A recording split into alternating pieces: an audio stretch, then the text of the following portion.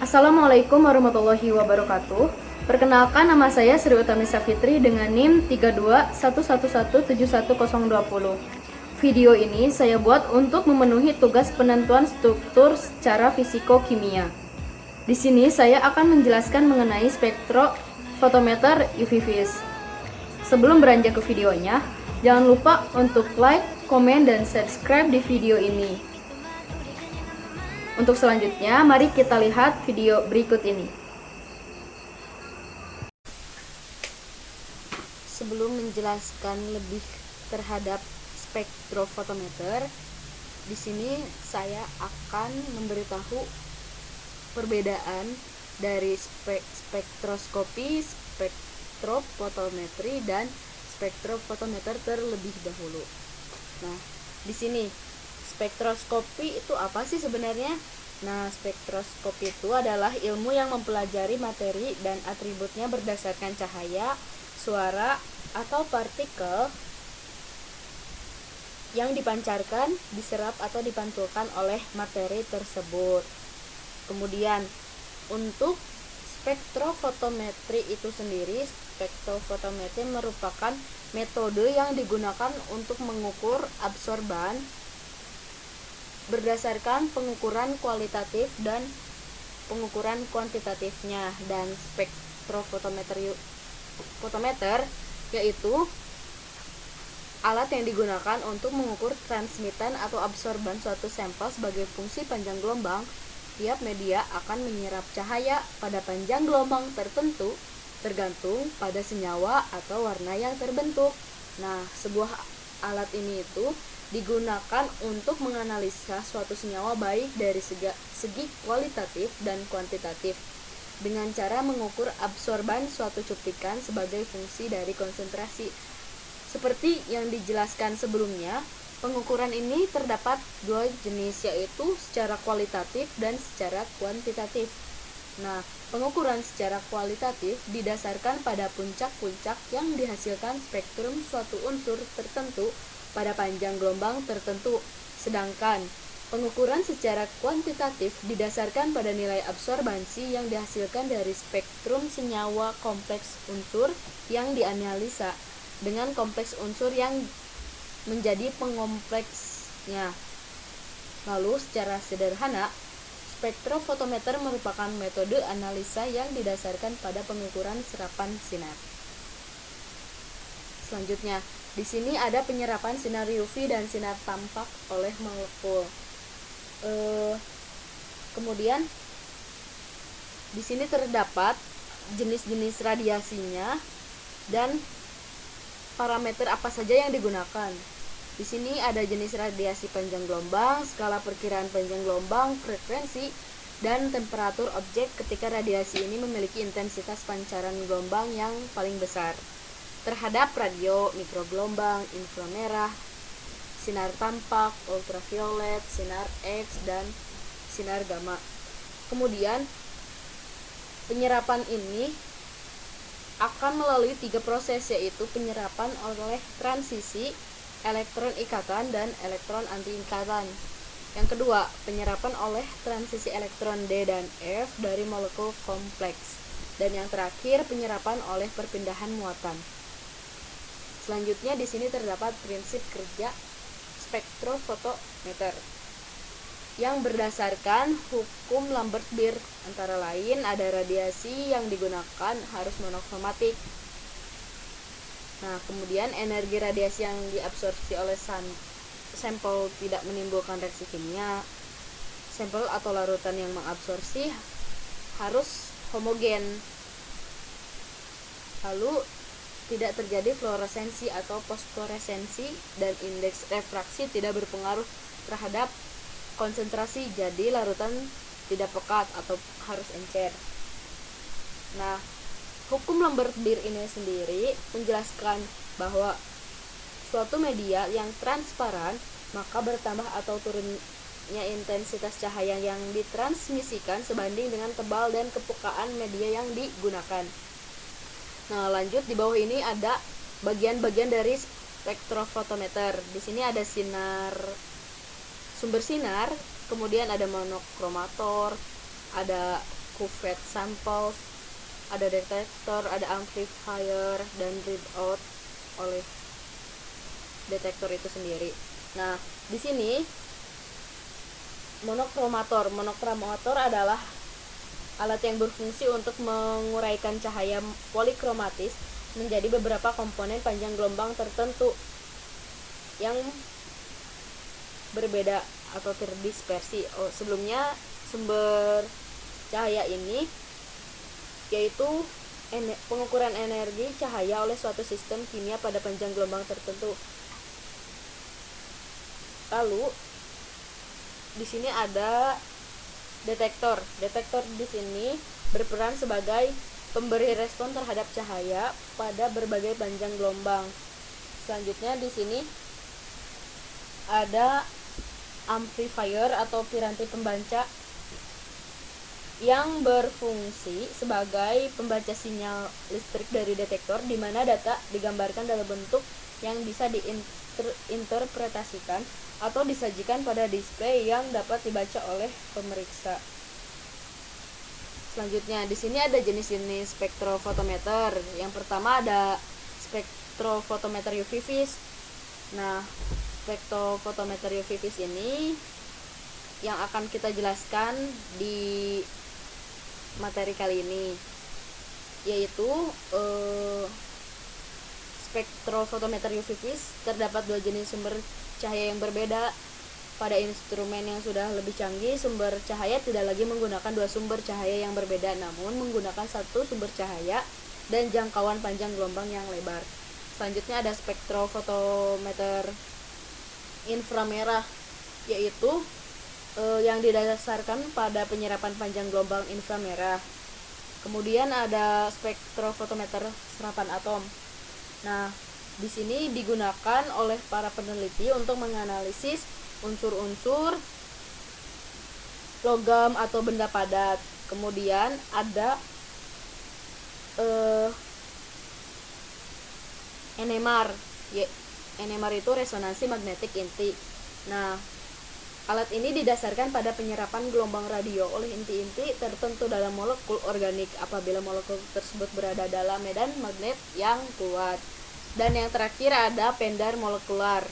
Nah, pendar molekular ini merupakan metode yang digunakan dalam jenis spektrofotometri fotometer yang melibatkan proses penyerapan dan proses pengemisian radiasi. Umumnya dimiliki panjang gelombang radiasi akan lebih dari energi. Nah, selanjutnya di sini ada spektrofotometer UV vis, yaitu alat yang digunakan untuk mengukur energi cahaya oleh suatu sistem kimia pada panjang gelombang tertentu. Nah, pengukuran serapan cahaya ini yaitu di daerah sekitar 200 sampai 350 nanometer dan sinar tampaknya pada kisaran 350 sampai 800 nanometer oleh suatu senyawa. Serapan cahaya UV atau visible mengakibatkan transisi elektronik, yaitu promosi elektron-elektron dari orbital keadaan dasar yang berenergi rendah ke orbital keadaan tereksitasi atau berenergi lebih tinggi. Nah, selanjutnya di sini terdapat skema dari spektrofotometri UV vis. Yang pertama ada single beam. Di single beam ini diawali dengan adanya pemisahan berkas cahaya sumber oleh diffraction grazing. Nah, kemudian berkas cahaya tersebut diseleksi oleh kisi agar didapatkan intensitas tertentu. Kemudian berkas cahaya ini akan diserap oleh sampel cuvette, kemudian dideteksi oleh detektor. Sebelum dilakukan pengukuran terhadap larutan uji, terlebih dahulu diujikan sampel cuvette yang berisi pelarut dari larutan uji. Pada pengujian ini akan didapatkan I0 yang merupakan intensitas cahaya yang melewati cuvette pelarut. Kemudian dengan proses yang sama dilakukan pengujian terhadap larutan uji dan akan didapatkan yang merupakan intensitas cahaya yang melewati larutan uji. Selanjutnya skema pada spektrofotometri UV vis, yaitu double beam. Nah, double beam ini sendiri diawali dengan adanya pemisahan komponen panjang gelombang cahaya yang berasal dari sumber radiasi UV visible oleh prisma maupun diffraction grazing. Kemudian berkas sinar monokromatis akan terbagi menjadi dua bagian dengan intensitas yang sebanding dengan mirror dan dipantulkan.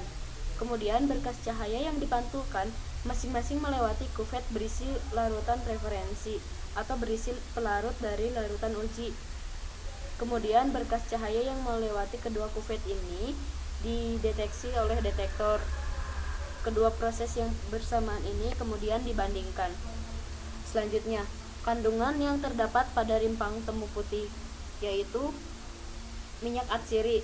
Minyak atsiri yang terdapat pada rimpang temu putih itu sekitar 1-2,5%, yang terdiri dari monoterpen yang berkhasiat sebagai anti neoplastik atau anti kanker. Selain minyak atsiri, dalam temu putih juga terkandung zat pati, damar, mineral, lemak, saponin, flavonoid, polifenol, dan triterpenoid.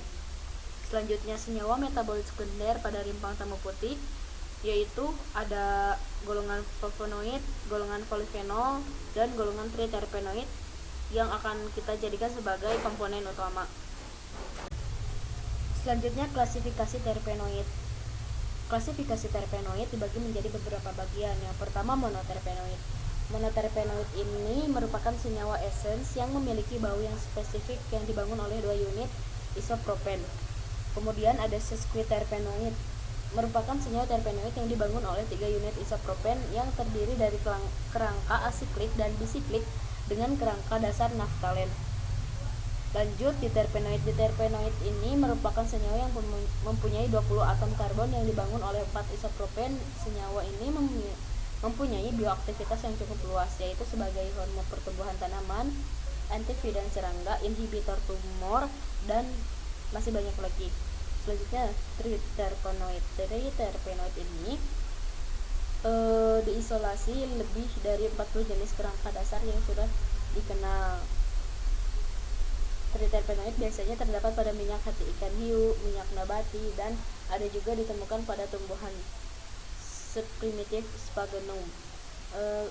Kemudian ada tetraterpenoid. Tetraterpenoid ini merupakan senyawa dengan senyawa C yang berjumlah 40. Rumus molekul tetraterpenoid adalah C40H64, terdiri dari 8 isopropen. Dan yang terakhir, politerpenoid. Politerpenoid ini disintesis dalam tanaman dari asetal melalui pirofosfat isopentil dan dari konjugasi jumlah unit isopropen. Selanjutnya, senyawa metabolit sekunder pada rimpang temu putih yang menjadi fokus utama kita yaitu triterpenoid. Triterpenoid terdiri dari kerangka dengan lebih 40 jenis kerangka dengan 3 siklik, 6 yang bergabung dengan siklik 5 atau berupa 4 siklik, 6 yang mempunyai gugus fungsi pada siklik tertentu. Struktur terpenoid yang bermacam ragam timbul sebagai akibat dari reaksi-reaksi sekunder berikutnya, seperti hidrolisa, isomerisasi, oksidasi, reduksi, dan siklisasi atas geranil farsenil dan geranil gerani pirofosfat. Pada gambar ini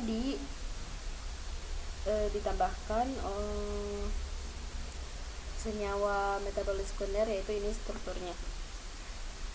Selanjutnya, identifikasi metabolit sekunder pada rimpang temu putih. Nah, uji fitokimia ini yaitu ketika penggabungan eluat yang memiliki pola pemisahan yang sama digabungkan sehingga diperoleh 4 kelompok fraksi. Hasil uji fitokimia menunjukkan bahwa keempat fraksi positif mengandung senyawa golongan triterpenoid. Nah, seperti yang ada pada tabel ini, yaitu keempatnya mempunyai hasil yang positif terhadap triterpenoid. Nah, selanjutnya di sini pada poin utama penjelasan kali ini yaitu spektrofotometer ultraviolet visible atau UV-vis. Hasil analisis isolat dalam etanol dengan menggunakan spektrofotometer UV-vis memberikan dua puncak serapan. Munculnya serapan maksimum pada panjang gelombang 242 nanometer. Nah, yaitu yang disebabkan oleh adanya suatu kromofor C rangkap O. Di sini terdapat gugus fungsi C rangkap O.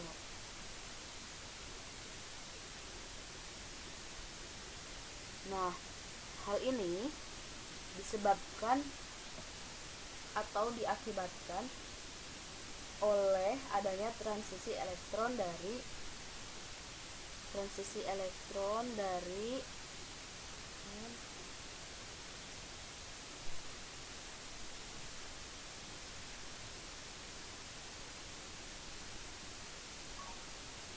Nah, kemudian yang disebabkan adanya suatu kromofor C rangkap O tersebut, yaitu hal ini didukung dari hasil analisis spektrofotometer inframerah yang menunjukkan isolat mempunyai gugus fungsi C rangkap O pada daerah bilangan gelombang 1728,22 cm. Selanjutnya, serapan landai pada panjang gelombang 280 kemungkinan diakibatkan oleh terjadinya transisi elektron dari N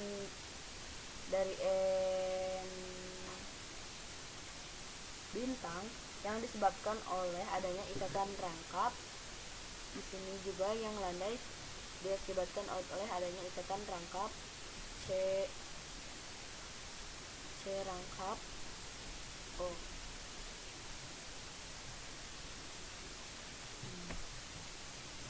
Seperti itu.